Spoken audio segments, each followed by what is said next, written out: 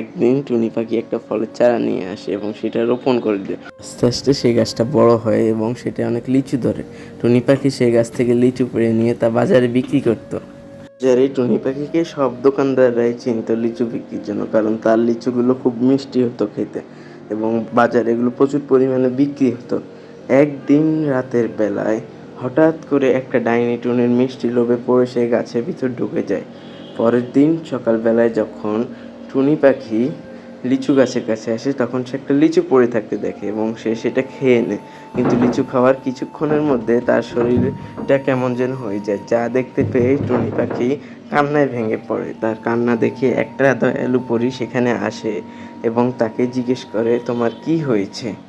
টুনি পাখি তার কথা শুনে বলে যে, আমার চেহারা যেন কেমন হয়ে গেছে, আমার এই চেহারা দেখে খুব ভয় লাগছে।